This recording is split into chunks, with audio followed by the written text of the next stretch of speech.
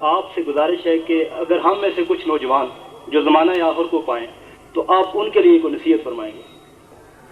وہ آپ کو کہہ دیا کہ زمانے آخر میں خوراک کا بڑا شدید بحران ہوگا، تسبیح نہ چھوڑنا۔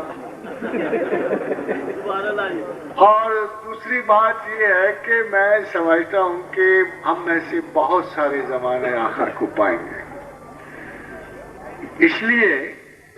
کہ حضور گرامی مرتبت نے فرمایا کہ اب زمانے بہت سمٹ گئے ہیں۔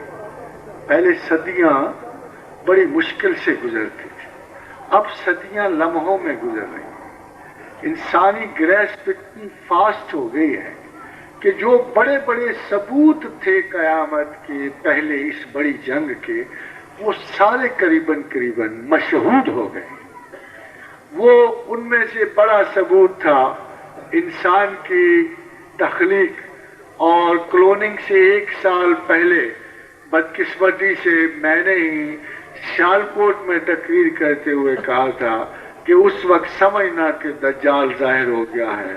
جب بڑی جلدی انسان جو ہے will be able to create an exact replica of a human being۔ اتفاق سے اس کے 3 مہینے کے بعد یا 6 مہینے کے بعد کلوننگ آ۔ And now I tell you کہ احادیث جو ہیں آ کے واقعات میں منضبط ہو گئی ہیں۔ اگر رسول اللہ صلی اللہ علیہ وسلم نے فرمایا کہ دجال ایک ملک پہ حملہ آور ہوگا اور اس کے ایک ہاتھ میں آگ اور ایک ہاتھ میں خوراک ہوگی، جو اسے مانیں گے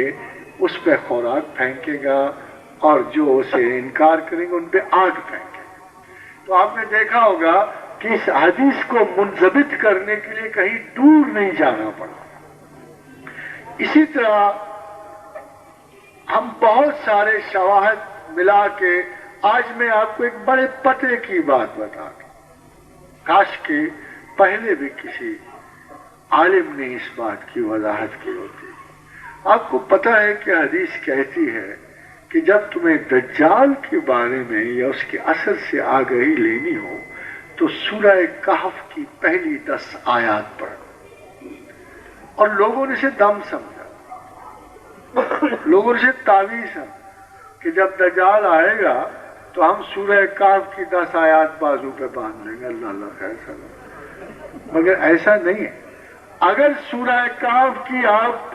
10 آیات پڑھیں تو اس میں صرف کرسچنز کا ذکر ہے کہ یہ لوگ خدا پہ بہت بڑا بہتان باندھتے ہیں، اللہ کی کوئی اولاد کوئی بیٹا نہیں، اور یہ تکبرات میں شامل ہیں اور ان کو غرور ہے اور ان کو تجاہل ہے،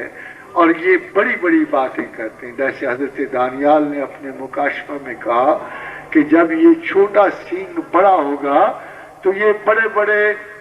بڑے گھمنڈ کی باتیں کرے گا اور اجرام فلکی میں در اندازی کرے گا، اور یہ مقدسوں کو رسوا کرے گا اور دائمی قربانی کو بند کرے گا۔ یہ 4 علامات میں سے ظاہر ہے۔ اور ابھی آپ اخبار تو پڑھ رہے ہوں گے کہ اب مشہور ہو گئی ہے کمپین کہ حج سازش کی جگہ ہے، مسلمان اس کو مت جایا کریں، کم کریں، اور کوئی نہ کوئی بہانہ ڈھونڈا جائے گا حج کو بند کرنے کا بھی۔ تو میں سمجھتا ہوں کہ دجال بڑا واضح ہے، کوئی نرالا نہیں ہے، کوئی عجیب نہیں ہے، اور دجال جو ہے اس کی ایک آنکھ روشن ہے دنیاوی ترقی اور تمدن کی، یہ خدائی کے رستے نہیں جانتا، یہ صرف اپنی طاقت پہ غرور اور گھمنڈ کی باتیں کرتا ہے اور بہت بڑی بڑی باتیں کرتا ہے۔ آج کی خبر آپ کو سناؤں۔ کل کی خبر یہ تھی کہ مسلمان کہتے تھے کہ ہم شہادت کے طلبگار ہیں اور شہادت تک لڑیں گے، تو جنرل مائر نے اس کے جواب میں ایک بڑی مزے کی بات کہی ہے، جس سے ہائی ڈگری ریپلسو ایٹیچیوڈ ٹورڈز اسلامک انسٹیٹیوشنز ظاہر ہوتا ہے، اور وہ کہی ہاں ان کو شہادت کا بڑا شوق ہے، ہم ان کو شہادت تک ضرور پہنچائیں گے۔ تو یہ بڑا سرکاسٹک ریمارک ہے،